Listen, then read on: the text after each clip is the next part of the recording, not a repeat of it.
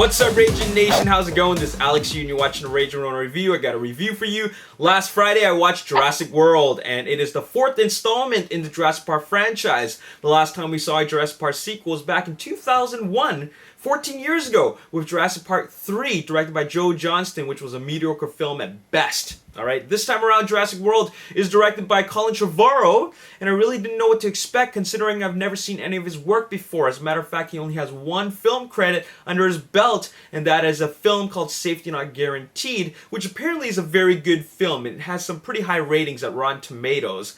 So I expected this sequel to at least be kind of decent, but then I saw the teaser for it, and then the trailer after that, and then it made the film look and feel like the previous sequels. And that is, it feels formulaic, alright? It follows the same formula.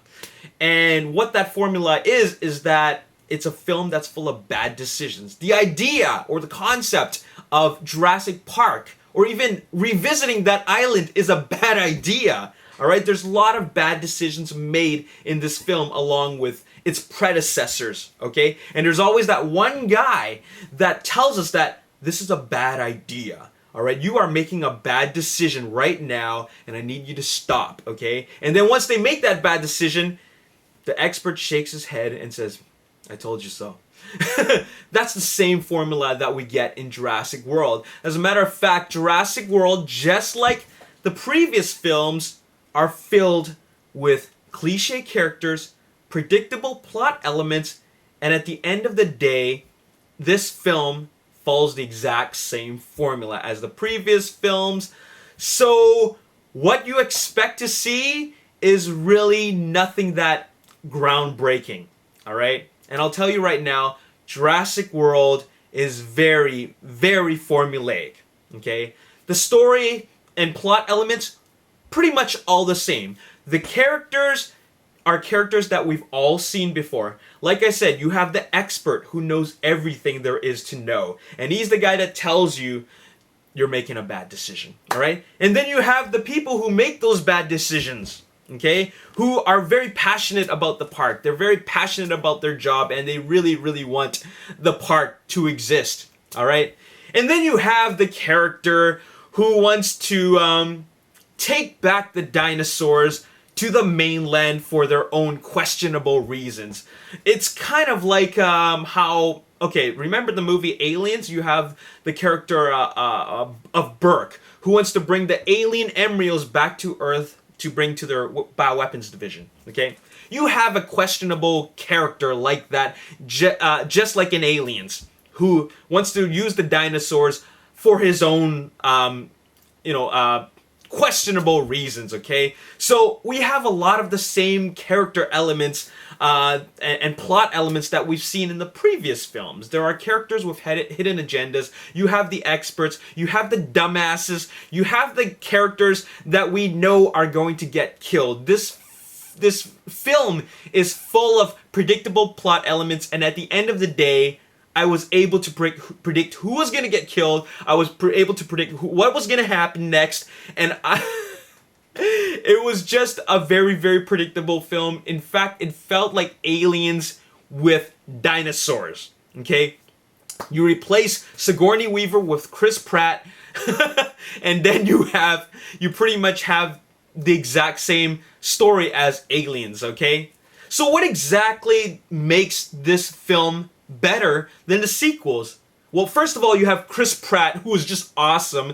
Chris Pratt plays Owen, and he is the Velociraptor Wrangler, alright? Which means that he has control over the Velociraptors, or he tames them, or he just knows how to communicate with them, which makes him a badass, okay? So his character is awesome. I really, really liked what he was able to bring to the table. He contributed something that was not something that we've ever seen before in the previous films. I mean, we had Jeff Goldblum and Sam Neill in the previous 3 films, and they were experts, but never were they really able to bring what Chris Pratt was able to bring to the story with his character. So that was awesome. Another thing that's awesome about this film is something that we never really were able to see in the previous films, and that is Velociraptors that are even more intelligent than the previous ones that respond to human commands. Like I said before, Chris Pratt, who plays Owen, is the Velociraptor Wrangler. So they're able to respond to his commands, which is awesome. Okay, before we had Sam Neill blowing the Velociraptor thing, which was able to, which makes him give them the ability to fend them off. Okay, in Jurassic Park 3, but that was nothing groundbreaking. Okay, this was cool. All right, this was something that I questioned it when I saw it in the trailers, and I thought that okay, this is kind of weird. Okay, I mean, it feels like something that I should have expected them to do because they need to bring something new to the table.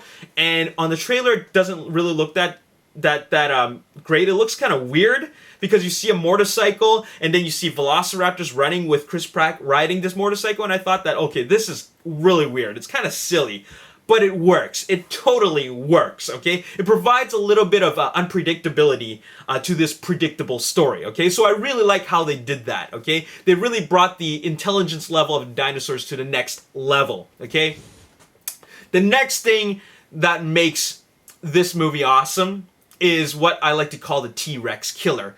Every sequel, you have to have a T-Rex killer. By T-Rex killer, I don't mean something that necessarily kills a T-Rex. I'm talking about the next level after the T-Rex, okay? In Jurassic Park 1, it was the T-Rex. In Jurassic Park 2, it was 2 T-Rexes. In Jurassic Park 3, it was the Spinosaurus. In Jurassic Park 4, or rather Jurassic World, it's the Indominus Rex. Now, I'm not even gonna tell you how awesome the Indominus Rex is. I'll just tell you that he is the next level of awesomeness in a dinosaur film. Okay, so very, very awesome. Like I said about the Velociraptors that are highly intelligent, the Indominus Rex provides another level of unpredictability to this very predictable film. Okay, so that is awesome.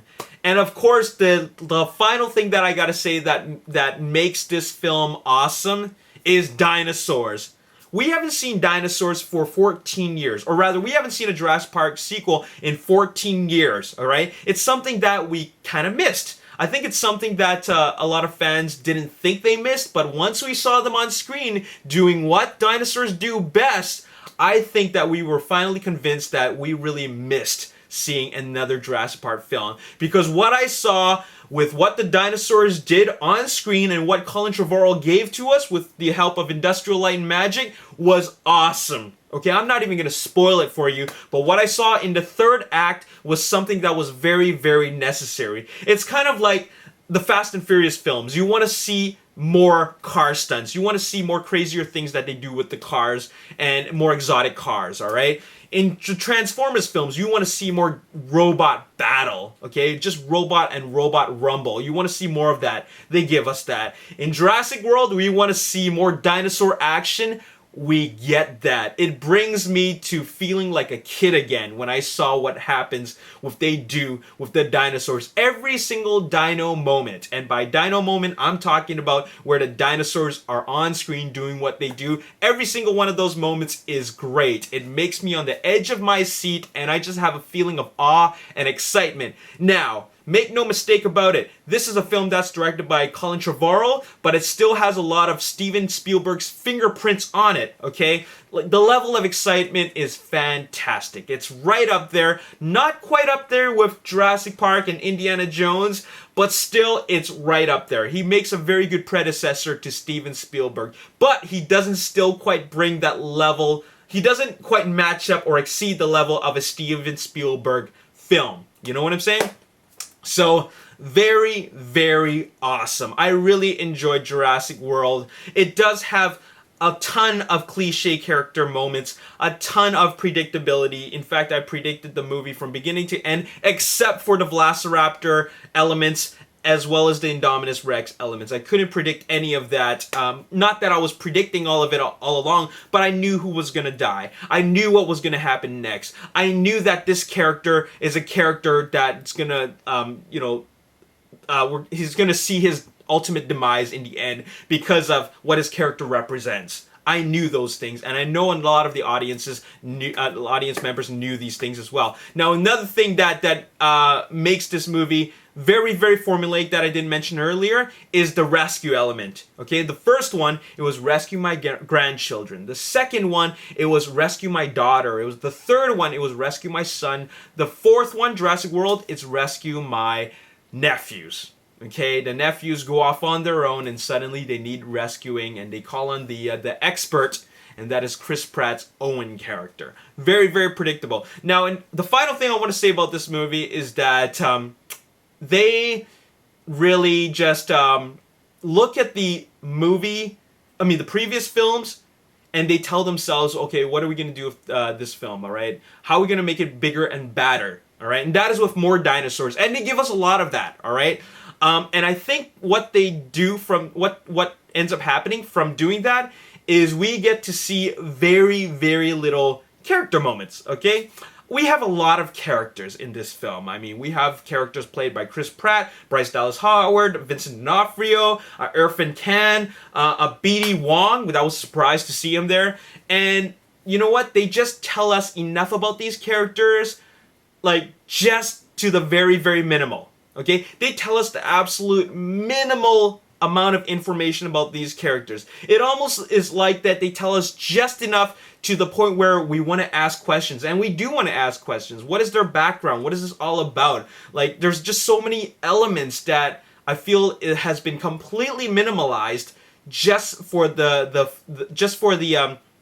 fact that they want to get the movie moving along. This is a movie meant to entertain, and they do that.